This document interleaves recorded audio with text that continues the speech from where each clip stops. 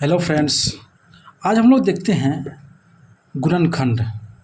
गुणनखंड आखिर होता क्या है, जिसे हम लोग इंग्लिश में बोलते हैं फैक्टर। अगर हम लोग इसमें बहुत टाइप्स का क्वेश्चंस होता है, जो हम लोग यहाँ पे लिखा हुआ है कि इसमें कुल गुणनखंडों की संख्या कितनी होगी, कुल अभाज्य गुणनखंडों की संख्या कितनी होगी।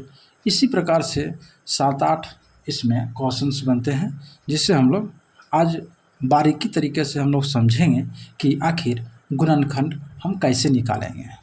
पहले हम लोग 2700 का हम लोग पहले गुणनखंड निकालते हैं। तो गुणनखंड इसको पहले निकालने के लिए सबसे पहले हम लोग क्या करेंगे कि इसको हमको तोड़ेंगे।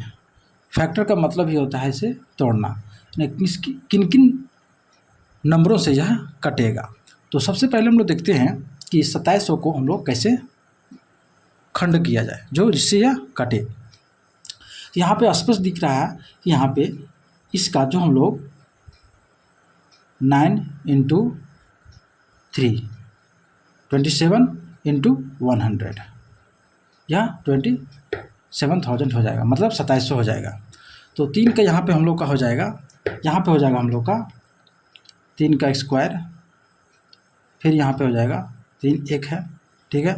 इसके बाद हो जाएगा 100 को हम लोग लिख सकते हैं, 100 को हम लोग लिख सकते हैं 2 का पावर 2 और 5 का पावर 2, 2 दूनी 4 और 5 25, 25 चौक 100, ये हो जाएगा हम लोग।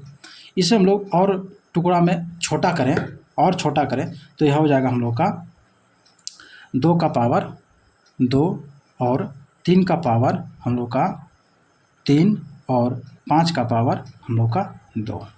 यह हम लोग का टोटल हुआ फैक्टर, ठीक है। यह 2700 का फैक्टर हमारा ये हो जाएगा, गुणनखंड ये हो जाएगा। अब इसमें बहुत सारे क्वेश्चंस बनते हैं जो हम लोग देखते हैं।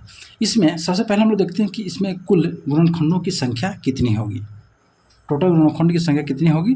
तो हम लोग यहाँ गुणनखंड टोटल निकालने के लिए सबसे पहले हम लोग पावर में 1 जोड़ते हैं और उसे गुना करते हैं। मतलब 2 का पावर 2 है तो यहाँ पे 2 हो जाएगा, इसमें 1 जोड़ेंगे तो हमारा 3 हो जाएगा।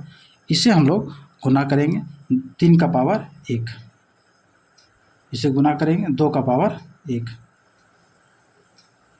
तो टोटल हो जाएगा 2 और 1 हम लोग को हो जाएगा 3, और ये 3 और 1 4, और 2 और 1 3, और 4 दिया 12, 12 दिया 36, हम लोग का होगा 36। यहाँ पे हम लोग का हो जाएगा कुल गुणनखंडों की संख्या।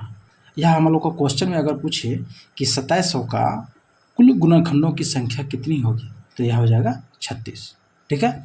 इसी प्रकार हम लोग देखते हैं कि कुल अभाज्य गुणनखंडों की संख्या कितनी होगी।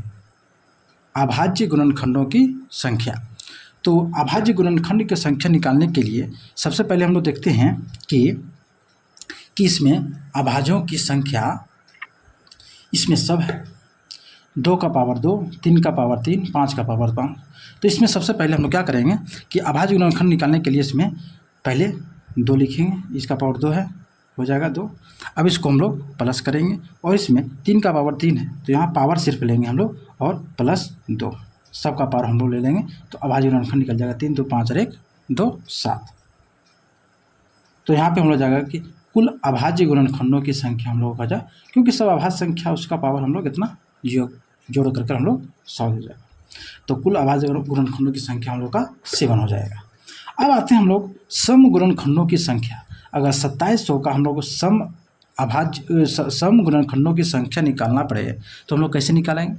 तो हम लोग अब यहाँ पे सबसे पहले क्या करेंगे कि इसमें देखेंगे कि सम कौन है, सम हमारा कौन है कि 2 का पावर है, तो इसको सिर्फ उसी तरह रखेंगे, इसको सिर्फ हम लोग पावर उसी तरह रखेंगे। बाकी जो है विषम में उसका पावर 1 बढ़ा देंगे। मतलब कि विषम यह है तो विषम का जो पावर है उसमें 1 ऐड करेंगे, मतलब 3 और 1 4 हो जाएगा। और विषम 5 भी है, उसका पावर 2 है तो 2 में 1 ऐड करेंगे तो हो जाएगा हम लोग 3, 4 दिया 12 दूनी 24। तो हम लोग सम गुणनखंडों की संख्या कितनी हो जाएगी 24। सम को उसी तरह रखना है लेकिन विषम के पावर में 1 जोड़ना है। अब आते हैं विषम गुणनखंडों की संख्या। विषम गुणनखंडों की संख्या को ज्ञात करने के लिए हम लोग सबसे पहले क्या करेंगे कि हम लोग सम को छोड़ देंगे, सम को हम लोग छोड़ देंगे और विषम की पावर को सिर्फ हम लोग गुना करेंगे। तो 3 और 5 का पावर 2 2, तो हम लोग हो जाएगा 6। ठीक है, तो सम गुणनखंडों की संख्या कितनी हो जाएगी, विषम गुणनखंडों की संख्या इतनी हो जाएगी। अब यहाँ बात आता है कि 2700 का सभी गुणनखंडों का योग क्या होगा, सभी गुणनखंडों का योग क्या होगा। तो इसको जानने से पहले हम लोग देखते हैं कि यहाँ पे सभी गुणनखंडों का योग को ज्ञात करने से पहले हम लोग एक चीज़ और इसमें देखेंगे कि पूर्ण गुणनखंडों की संख्या, सभी गुणनखंडों का योग ज्ञात सबसे पहले हम लोग कर लेते हैं, इसके बाद आगे हम लोग आएंगे। तो इसमें देखेंगे कि सभी गुणनखंडों का योग ज्ञात करने के लिए सबसे पहले हम लोग आते हैं 2 पे। तो इसमें क्या किया जाता है, इसको हम लोग यहाँ पे देखते हैं। इसमें 2 का पावर 2 है, तो इसको हम शुरू से लेते हैं।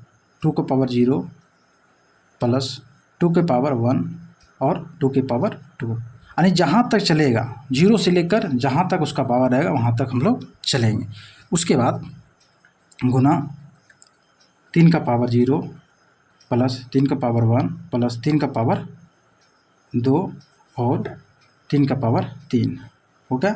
अब इसके बाद 5 का पावर 0 गुना प्लस हो जाएगा 5 का पावर 1 प्लस 5 का पावर 2।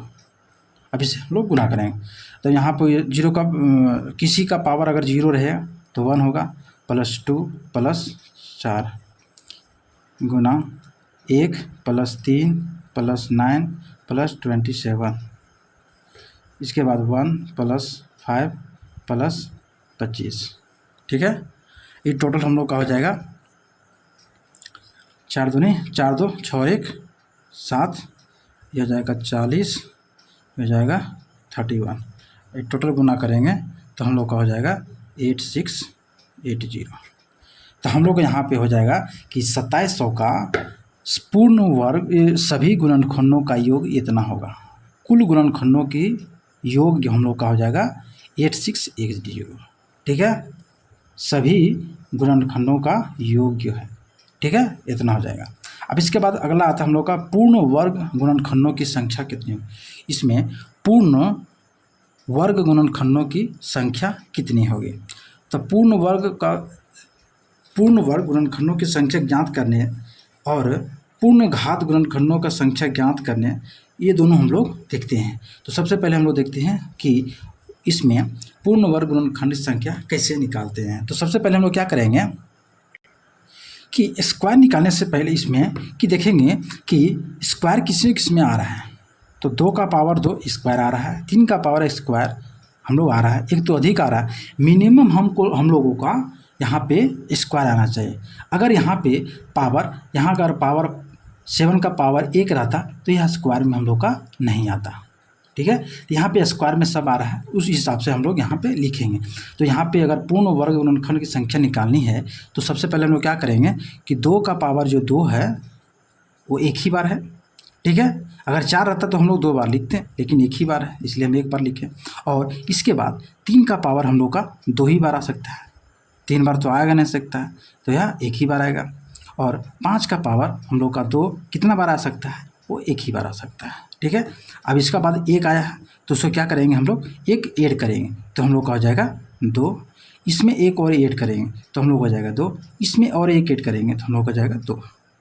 इसमें ऐड नहीं करना है, पावर में ऐड करना है 1। ठीक है, तो 2 दूनी 4 दूनी 8, तो हम लोग का 8 हो जाएगा हम लोग का पूर्ण वर्ग गुणनखंडों की संख्या।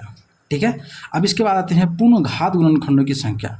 अब घात में क्या करना है कि जिसके पावर में 3 रहे, घात रहे यानी क्यूब रहे। तो क्यूब तो यहाँ पे सिर्फ हम लोग का एक ही है जो 3 का पावर 3 है, तो हम यहाँ पर लिखेंगे 3 का पावर 3। कितना बार आ रहा है, 1 बार आ रहा है। कौन, सिर्फ एक ही बार आ रहा है जो ए है। ठीक है, तो इसको हम लोग 1 बढ़ा कर लिखेंगे, मतलब एक को हम लोग 1 लिखेंगे और मैंने बढ़ा के लिखते हैं 1 तो हो जाएगा हम लोग का 2, क्योंकि इसमें 2 का पावर यहाँ 3 है ही नहीं, 5 का पावर 3 है ही नहीं, तो 5 का पावर 2 ही है, इसमें 2 का पावर 2 ही, इसीलिए यहाँ पे हम लोग का आंसर हो जाएगा 2। यहाँ तक हम लोग देखें कि इसमें बहुत तरह से क्वेश्चन हम लोग देखें, कुल गुणनखंडों की संख्या, कुल अभाज्य गुणनखंडों की संख्या, कुल सम गुणनखंडों की संख्या, विषम गुणनखंडों की संख्या, सभी गुणनखंडों की योग, पूर्ण वर्ग गुणनखंडों की संख्या, पूर्ण घात गुणनखंडों की संख्या। और यहाँ तक हम लोग का क्वेश्चन भी आता है कि कोई भी संख्या दिया रहेगा उसका बोलेगा कि इनका फैक्टर कितना होगा, कौन सा होगा। ऑप्शन 1 2 3 4 रहेगा, उसमें हम लोग मैच करेंगे। इस तरह का क्वेश्चन हमारे एग्ज़ाम में बहुत सारे पूछे जाते हैं। आई होप आप लोग का यह क्वेश्चन सॉल्व हो गया होगा, जिससे इसके अंतर्गत जितने भी क्वेश्चन आते हैं यहाँ से आप लोग को क्लियर हो गया होगा। वीडियो अच्छा लगा हो लाइक, सब्सक्राइब और शेयर जरूर करें। अब मिलते हैं एक नए वीडियो के साथ, तब तक धन्यवाद।